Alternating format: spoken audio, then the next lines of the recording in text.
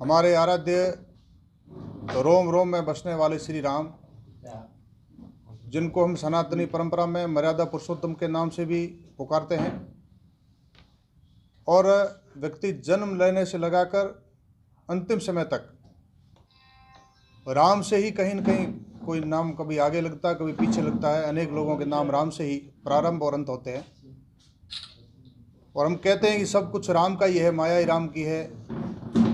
ऐसे हमारे आराध्य श्री राम का 500 वर्षों पहले बाबर के सेनापति मीर बाकी ने अयोध्या में जो भव्य मंदिर बना हुआ था उसको खंडित करके और बाबरी मस्जिद नामक एक ढांचा बनाने का प्रयास किया। और बाद में हम सबने देखा कि देश भर से, केरल से केदार, कच्छ से कामरू, कोने कोने से कार सेवक भी गए और बाबरी मस्जिद को ध्वस्त भी किया गया। अनेक लोगों का, राष्ट्र प्रेमियों का, हिंदुओं का उसमें बलिदान भी हुआ। और लंबे संघर्ष के पश्चात जब हिंदुस्तान के कोने कोने में कहा जाता था, सौगंध राम की खाते हम मंदिर भव्य बनाएंगे, और मंदिर वहीं बनाएंगे, तब ये कांग्रेस और वाम दल सारे कहते थे कि मंदिर वहीं बनाएंगे लेकिन तारीख नहीं बताएंगे। ऐसे व्यंग्यात्मक बाण छोड़े जाते थे, तीर कसे जाते थे। परंतु देश में एक ऐसा कालखंड आया, चूंकि राष्ट्र प्रेम, राष्ट्रवाद का भाव देश में पहले से था ही, परंतु राष्ट्रवादी संगठनों ने, विशेष करके राष्ट्रीय स्वयंसेवक संघ ने, विश्व हिंदू परिषद ने निरंतर इस अभियान को चलाए रखा। और 2014 में माननीय नरेंद्र मोदी जी देश के प्रधानमंत्री बने।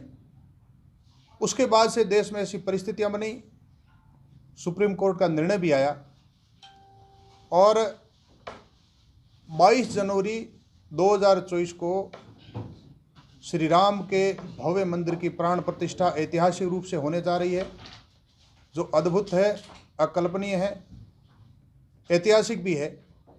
भारत के इतिहास के लिए एक बहुत बड़ा दिवस है, पर्व है, दीपोत्सव है, दीपावली जैसा पर्व है। वर्षों बाद, 500 वर्षों बाद ऐसी दीपावली ऐतिहासिक आई है। हम अनुभव कर सकते हैं कि कोने कोने से जय श्री राम के नारे भी लग रहे हैं और भव्य तैयारियां की जा रही है। लोगों में बड़ा उत्साह है, केवल भारत ही नहीं, पूरे विश्व में जहां जहां हिंदू और हिंदुस्तानी बैठे हैं।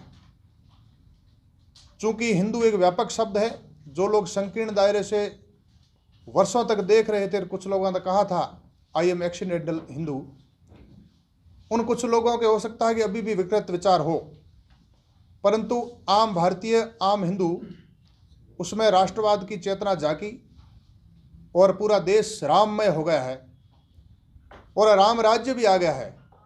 केंद्र में भाजपा का शासन अभी राजस्थान में आ गया है। तो जिस राम राज्य की हम कल्पना करते हैं, वो कल्पना सार्थक होती सब लोगों को अनुभव भी हो रही है।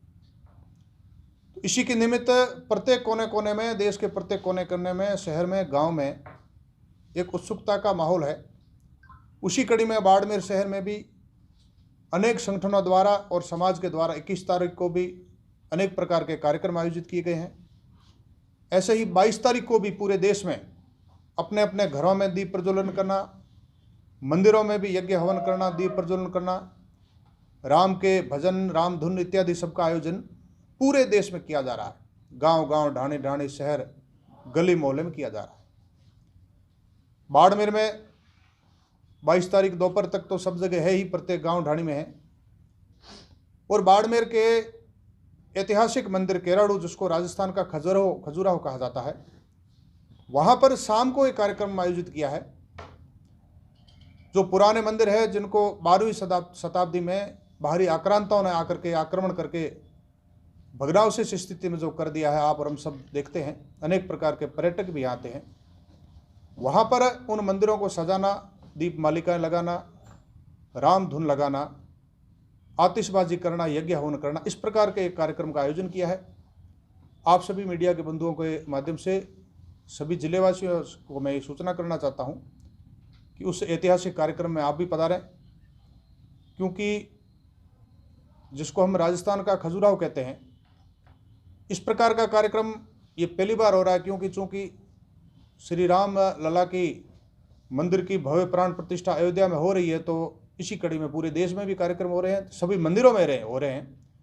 इसलिए इस प्राचीन और ऐतिहासिक मंदिर में भी कार्यक्रम हो रहा है। इसलिए आपके माध्यम से पूरे जिलेवासियों को मैं विनम्र निवेदन करना चाहता हूं कि इस कार्यक्रम में आप सभी सहभागी बने और राममय वातावरण का हम सभी आनंद लें।